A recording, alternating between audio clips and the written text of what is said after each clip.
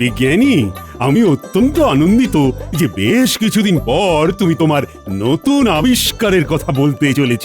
মহারাজ, মার্জনা করবেন, এখন বাজে কথা শোনার সময় নেই। আহা, এত কথা উঠছে কেন? কি সমস্যা তোমার বৈদ্য?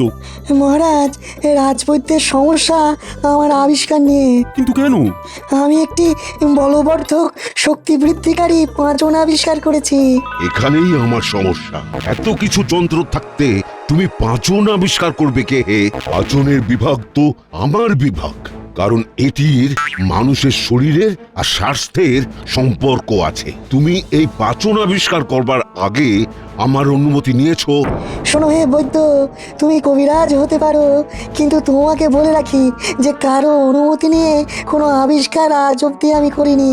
তুমি পাঁচন শুনে নিজের একচেটিয়া আধিপত্য খর্ব হওয়ার ভয় পাচ্ছ, কিন্তু যাতে মানুষের রাজ্যের উপকার হয় সেটাই আমার লক্ষ্য থাকে।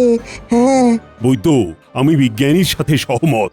বিজ্ঞানীর আবিষ্কার করার কাজ বিজ্ঞানী করেছে, তবে তোমার সংশয় আমি বুঝতে পারছি আর তার সমাধানও আছে আমার কাছে। তার আগে শুনি এই আবিষ্কারের নমুনা। বলো বলো বিজ্ঞানী, বলো। মহারাজ, আমি যে পাঁচন আবিষ্কার করেছি সেটা অত্যন্ত গুরুত্বপূর্ণ পাঁচন। যেই পাঁচন সেবন করবে মুহূর্তের মধ্যে তার শরীরে বাঘের মতো জোর চলে আসবে। সেই মুহূর্তে পাঁচনের প্রভাবে তার হাত পা নিষ্পিস করবে জোর দেখানোর জন্য। পুরুষ হোক বা মহিলা, সে সেই মুহূর্তে যাকে সামনে পাবে তাকে ঘুষিও মেরে দিতে পারে। হ্যাঁ মানে সে একেবারে হিতাহিত জ্ঞান শূন্য হয়ে যাবে, তাই তো? হ্যাঁ, ঠিক তাই। ওরে বাবা, মানে আমি যদি আমার গিন্নিকেই পাঁচন সেবন করাই তাহলে সে আমাকে ঘুষিও মেরে দিতে পারে? সেই মুহূর্তে সামনে দাঁড়িয়ে থাকলে নাক ফাটবার সম্ভাবনা প্রবল। কি উদ্ভট আবিষ্কার মহারাজ! এতে আমাদের সমাজের কি উপকার হবে? আমি কি এই পাঁচন রোগীকে পথ্য বা ঔষধ হিসাবে দিতে পারি?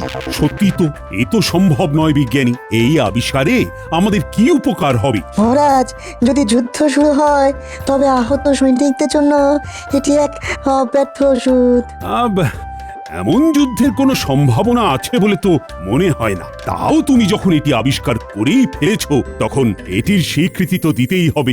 মহারাজ, আমার বিনীত অনুরোধ আপনার কাছে যে আমি এই পাঁচনের গুণাগুণ পরীক্ষা করে দেখব এবং যদি সন্তুষ্ট হই তারপর আপনি স্বীকৃতি দেবেন। বেশ, তো তাই হবে। বুঝলে বুঝলে বিজ্ঞানী, অত সোজা নয়। আমি সব বুঝে মতামত দিলে তবেই এটা আবিষ্কার বলে গণ্য হবে। আহা, তা গণ্যমান্য ব্যক্তিরা মতামত দিলে তবেই না আবিষ্কারের মজা। বিজ্ঞানী, তুমি অন্য কোনো যন্ত্র আবিষ্কার না করে এইসব পাঁচন আবিষ্কার করছো, তার কারণ হচ্ছে তুমি আমাকে হিংসা করছো। মহারাজ, বৈদ্যর নিজস্ব একটা সম্মান আছে, আর এখানেই বৈদ্য আঘাতটা পেয়েছে। মহারাজ, একটি বিনীত অনুরোধ আছে। বলো বলো কবি, বলো। পাঁচনের পাঁচালি হোক বন্ধ, দূর হোক আমাদের কবিরাজের দ্বন্দ্ব। মহারাজ, আমি নিজে এই পাঁচন খেয়ে দেখতে চাই, সাথে অবশ্যই বৈদ্য থাকবে। না না না না, তোমার যদি কিছু হয়ে যায় গোপাল। হ্যাঁ, সে বিষয়ে আপনি 100% নিশ্চিন্ত থাকুন মহারাজ, গোপালের কিচ্ছু হবে না। বেশ, তো তাই হবে। ওহে জ্যোতিষী। মহারাজ, পরশু সকালে একটা শুভ যোগ আছে, তখনই পরীক্ষা করা বাঞ্ছনীয়। বেশ, পরশু সকালে বিজ্ঞানীর গবেষণাগারে পরীক্ষা হবে। তারপর সবাই মিলে রাজসভায় এসে আমাকে ফলাফল জানাবেন। আজকের মতো রাজসভা তাহলে এখানেই শেষ করি। আর হ্যাঁ, আগে বৈদ্য পাচন সেবন করে দেখবে, তারপরে বাকিদের সেবন নিয়ে ভাবনা চিন্তা করা যাবে।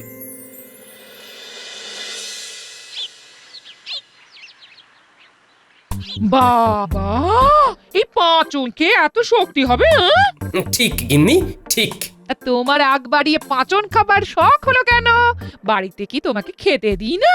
আর তাছাড়া তুমি যে বাজার করো যে বেজার মুখে, তা ওই পাঁচন খাবার মুখ গো। কি যে ছাই পাশ বাজার থেকে নিয়ে আসো সেটা আমার চেয়ে বেশি কে জানবে? গিন্নি, তোমার ওই এক কথা। আমার কি মনে হয় জানো, এটা বিজ্ঞানীর খুব বড় একটা আবিষ্কার হতে চলেছে। আমি না খাই, তোমার জন্য পাচন নিয়ে আসবো। তোমার বাতের ব্যথা দেখো ভালো হয়ে যাবে। এই একটা কাজের কথা বলেছো, দেরি করবে না, যত তাড়াতাড়ি সম্ভব ওই পাঁচন আমার জন্য নিয়ে আসবে। হ্যাঁ,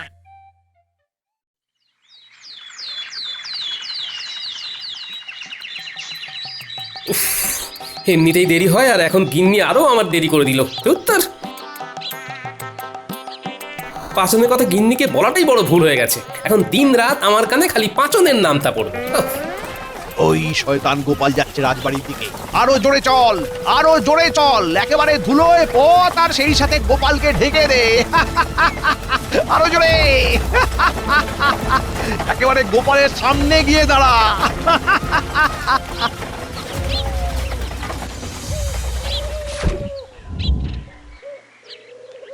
এটা কি হলো? আমার সারা গায়ে ধুলো দিয়ে ঢেকে দিলে। মন্ত্রীর ঘোড়া জোরে ছোটে, এটাও কি জানো না গোপাল? পথ থেকে একটু সরে দাঁড়াতে হয়, সেটাও কি জানো না? আপনি কি আপনার রথে আমাকে রাজবাড়ি অবধি নিয়ে যাবেন বলে দাঁড়ালেন নাকি মন্ত্রী মশাই? কিভাবে নিয়ে যাই বলো?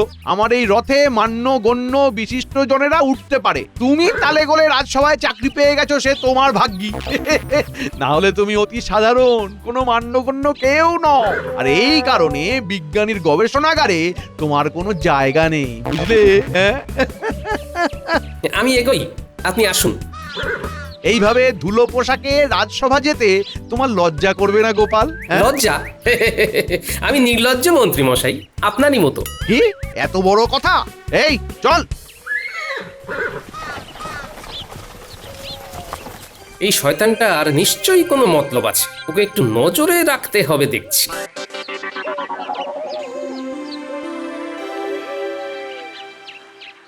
মন্ত্রী, তুমি খুলে বলো না, কি বলতে চাও? মহারাজ, এই রাজ্যে আমি মন্ত্রী, প্রজাদের কাছে আমিও একজন সম্মানীয় ব্যক্তি। এইরকম একটা ভয়ঙ্কর গবেষণা কাল ঘটতে চলেছে, সেটা সামনে থেকে দাঁড়িয়ে দেখবার শুধু আমার অধিকারে পড়ে। বিজ্ঞানী কবিরাজকে পাচন খাওয়াবে কাল সকালে, সেখানে বিজ্ঞানী থাকবে আর বৈদ্য থাকবে এবং আমি থাকব। এছাড়া পণ্ডিত, একজন পণ্ডিত ব্যক্তি সম্মানীয়, তার মতামতেরও মূল্য আছে, কিন্তু গোপালের থাকার কোনো দরকার নেই মহারাজ। আপনি বললেই হলো নাকি মন্ত্রী মশাই? গতকাল ছিল এক কথা, আজ আবার আরেক কথা। মহারাজ, গোপালের পেটে কোনো কথা থাকে না, বলা যায় না।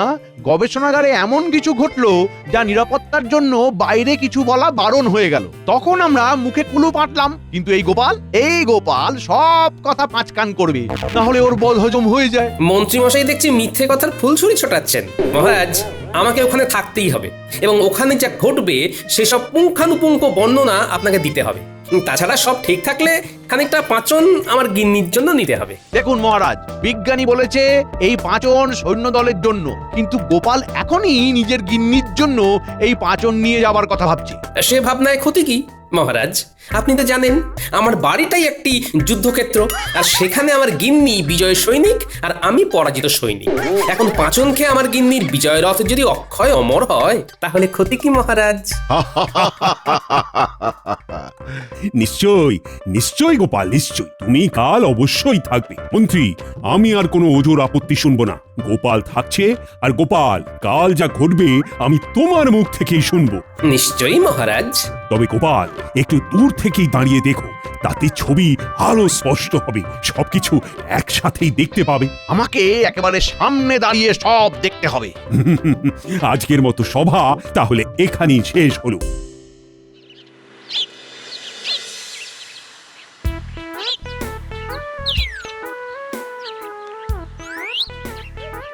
ঠিক ধরেছি, মন্ত্রীর মুখে চোখে দুষ্টুমির ঝিলিক দেখেছি।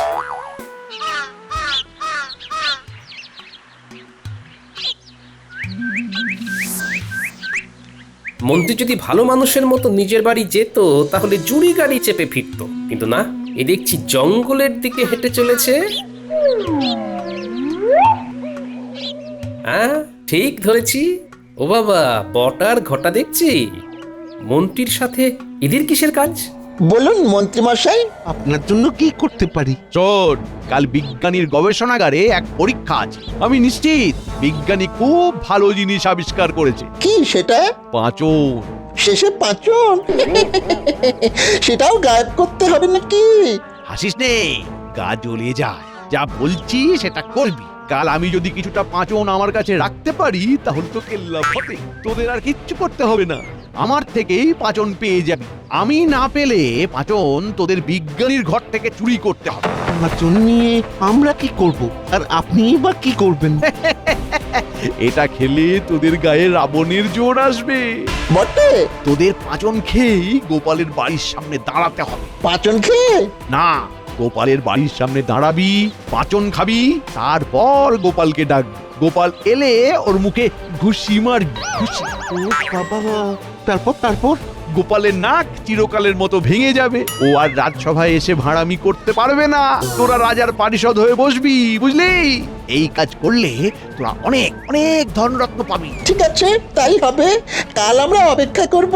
হ্যাঁ, এখানে। আমার নাক ফাটাবার পরিকল্পনা? দাঁড়াও মন্ত্রী, তোমার মজা আমি দেখাচ্ছি।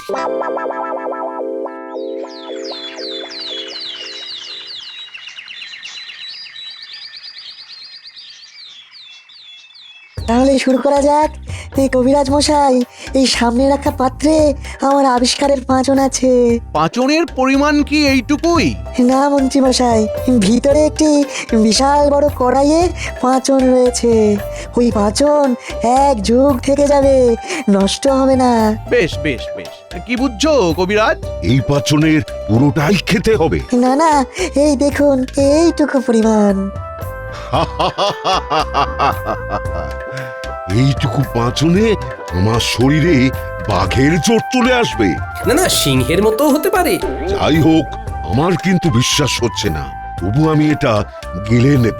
তা এটি খেতে কেমন? মিষ্টির তরল। হাসালে বিজ্ঞানী, হাসালে। পাচন আবার মিষ্টি তরল, হ্যাঁ? কোনোদিন কেউ শুনেছে? এটাও আমার আবিষ্কার। আপনি পান করুন, সঙ্গে সঙ্গে আপনার প্রচন্ড জোর চলে আসবে, হিতাহিত জ্ঞান থাকবে না, তবে অল্পক্ষণের জন্য। মন্ত্রীমশাই, আপনি বৈদ্যর অত কাছে যাবেন না। সে তোমাকে না ভাবলেও চলবে গোপাল। আমি মন্ত্রী, আমাকেই ভাবতে দাও না। দেখি ভালো করে। এবার পাঁচনটি গিলে ফেলুন, ভয় নেই। আরে না না, কোনো ভয় নেই, কোনো ভয় নেই। আমার বিজ্ঞানীর ওপর পুরো ভরসা আছে। বেশ।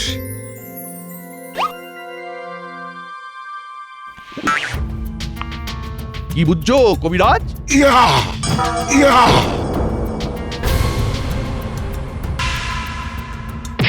ওরে বাবারে! উ! ওরে বাবা! এ আমি কি করলাম? এক খুশিতে মন্ত্রীকে উড়িয়ে দিলে যে, আমাকেও মারবে নাকি? না, এই কবিরাজের সেই জ্ঞান এখন এসে গেছে, কিন্তু ওই প্রথম সময়টুকু কোনো হিতাহিত জ্ঞান থাকে না। বলেছিলাম বৈদ্যর সামনে থাকবেন না। কি কাণ্ড হলো বলুন? নাকটা আস্ত আছে তো?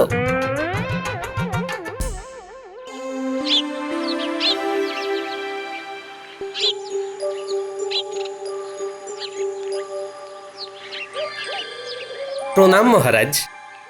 গোপাল, এসে গেছো? বলো বলো বলো, কি সংবাদ? নিজের চোখে দেখে এলাম মহারাজ, বিজ্ঞানীর অভূতপূর্ব আবিষ্কার। পাচন খেয়ে রাজবৈদ্য মুহূর্তের মধ্যে প্রচন্ড শক্তিশালী হয়ে উঠল। বাহ বাহ বাহ, চমৎকার! পণ্ডিত, মন্ত্রী, বিজ্ঞানী, বৈদ্য সবাই নিশ্চয়ই রাজসভায় এসে উপস্থিত হয়েছে। চলো চলো, তাহলে রাজসভাতেই যাওয়া যাক। মানে বৈদ্য এখন ওই মন্ত্রীর চিকিৎসা করছেন। সে কি? কেন? মন্ত্রীর কি হয়েছে? মানা করেছিলাম যে বৈদ্যর অত সামনে দাঁড়াবেন না। কে শোনে কার কথা মহারাজ? আমাকে বুঝিয়ে বলো। বৈদ্য একখানি খুশি মন্ত্রীর নাকে বসিয়ে দিয়েছে। হ্যাঁ, সে কি? কেন? মহারাজ, এই পাচন খাবার পর আর কারো হিতাহিত জ্ঞান থাকছে না। খানিক পর যখন সে উপলব্ধি করছে, ততক্ষণে সে সামনে যাকে পাবে তাকেই ঘুষি মেরে দিচ্ছে। তবে যে এ অতি বিপজ্জনক আবিষ্কার। কিন্তু মহারাজ, তার থেকেও বিপজ্জনক খবর আছে। কি গোপাল? আগে আমার প্রাণ সংশয় হতে চলেছে যে। তোমার প্রাণ সংশয়? না না না না না, সে তো আমি বেঁচে থাকতে হতে দেব না গোপাল। তবে মহারাজ, আমি যা বলছি মন দিয়ে শুনুন।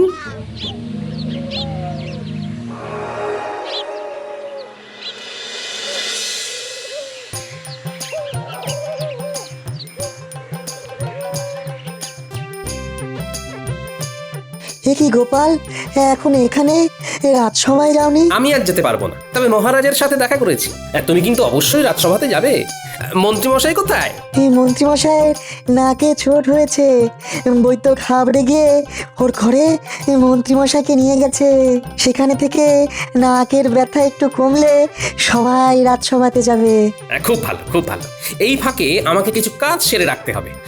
তুমি আমাকে দুখানি শিশি করে কিছুটা পাচন দাও তো। এই আবিষ্কারে কিন্তু এখনো মহারাজের প্রয়োজনীয় অনুমতি মেলেনি, তুমি কিন্তু সাবধানে ব্যবহার করো। সে আর বলতে, এই পাচন বাইরে কাউকে দেওয়া যাবে না। নিয়ে যাও, তবে খুব সাবধান কিন্তু, নমুনা তো দেখলে। হুম।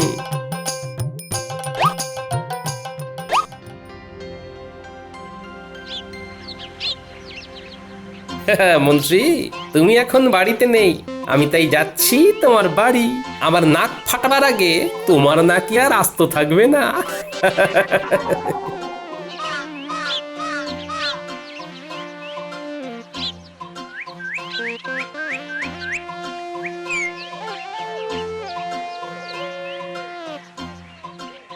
কি চমৎকার! এই সময় গোপাল রাজসভায় না গিয়ে এখানে? রাজসভায় তো রোজই যাই, আজকে একটু ছুটি নিলাম। ভাবলাম একবার সাক্ষাৎ করে আসি। মন্ত্রীমশাইয়ের সাথে একটু আলোচনাও ছিল। কিন্তু তিনি তো এখন রাজসভাতে আছেন নিশ্চয়। সেটাই সম্ভব, তিনি তো আমার মতো টুক করে ছুটি নেন না, তার তো অনেক কাজ। তবে আমি ভাবলাম এত বড় আবিষ্কার হলো, তিনি মনে হয় বাড়িতেই আসবেন। ও তাই নাকি? কি কি কি আবিষ্কার শুনি শুনি। অদ্ভুত মিষ্টি পাঁচন, খেলে 100 হাতির জোর হয় সঙ্গে সঙ্গে। ও বাবা, আমি খেলো এরকম হবে বুঝি? হবে না মানে? আলবাত হবে, হতেই হবে। আমার তো মনে হয় এর চমৎকার মন্ত্রীমশাইকে একবার দেখি। কিভাবে? কোনো ব্যাপার না, মন্ত্রীমশাই যখন ঘরে আসবে তখন আড়াল থেকে মুখে ঢেলে মন্ত্রীমশাইয়ের সামনে গিয়ে দাঁড়াবেন। আড়াল থেকে কেন? তবেই তো মজা। মন্ত্রীমশাইয়ের যদি না জানা থাকে যে তার গিন্নি পাচন খেয়েছে, তাহলে আপনার শরীরের জোর দেখে একেবারে চমৎকার হয়ে যাবে। বাহ, চমৎকার! এটা কিন্তু খুব খুব সুন্দর হবে। সুন্দর বলে সুন্দর, মন্ত্রীমশাই একেবারে ধন্য ধন্য করবে। তাই হবে গোপাল, তাই হবে। আমি এখন আসি।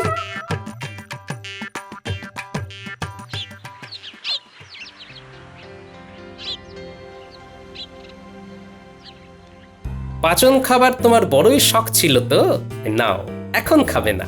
আজ রাতে দুজন বদমাশ আমাকে মারতে আসবে, তারা আমাকে ডাকবে, তুমি তখন ঢক করে পাচন খেয়ে দরজা খুলে বেরোবে। আর তুমি কি লুকিয়ে থাকবে? তোমার কোনো চিন্তা নেই গিন্নি, আমি তোমার পাশেই থাকবো। আর মহারাজ সব জানেন, কিন্তু হাতে নাতে ধরবে বলে এখন তাদের কিছু বলা হচ্ছে না। বিকেল হয়ে এলো, মন্ত্রীমশাই নিশ্চয়ই বাড়ি ফিরেছে। কি হলো গিন্নি? কোথায় কোথায় গো? এই রাজ্যের একমাত্র মন্ত্রী তার ঘরে প্রবেশ করেছেন, তাকে এখন খাতির করো।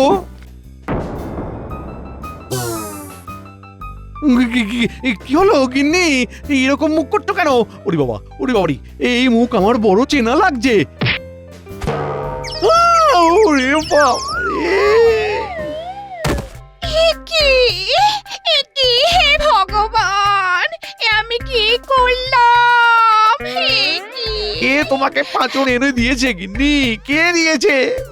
গোপাল যে এনে দিল আর বললো এই পাঁচজন খেয়ে তোমার সামনে দাঁড়ালে আমার জোর দেখে তুমি খুব খুব খুশি হবে। গোপাল, গোপাল, তোমার আমি শেষ দেখে ছাড়বো আজ রাতেই। ওরে বাবারি,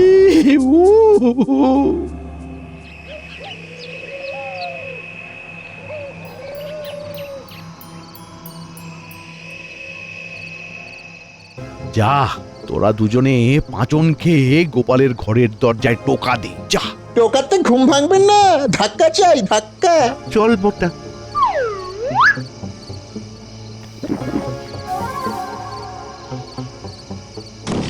ওই যে এসে গেছে গিন্নি, তুমি পাঁচনটা খেয়ে নাও।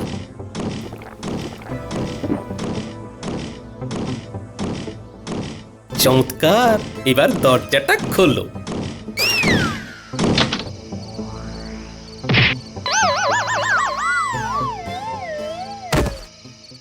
গিন্নি, তোমাকেও বাহবা দিতেই হচ্ছে। ওরে ঘটা, তোর জারি জুরি শেষ। এই হতভাগা,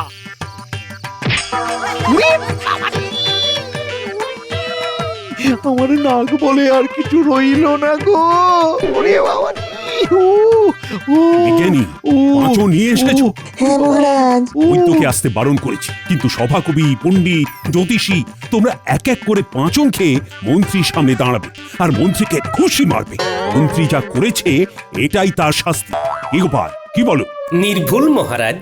আমাকে আমাকে মাফ করুন মহারাজ। আসলে আসলে গোপাল সব সময় আমাকে অপমান করে। আমি তো লক্ষ্য করি সব অপমান তো তুমি করো মন্ত্রী। আর পাচ্ছি না মহারাজ। ওরে বাবা রে। সব ভালো যায়, শেষে গোপাল থাকে যায়। গোপাল, আগে মহারাজ। গোপাল মন্ত্রীর সামনে দাঁড়াও, এই দাঁড়ালাম মহারাজ। পাঁচন খাও। এবার কি করবে গোপাল? আমি তো মন্ত্রীর নাক দেখতে পাচ্ছি না মহারাজ, একেবারে চ্যাপ্টা হয়ে গেছে। তবুও আপনি যখন বলছেন তখন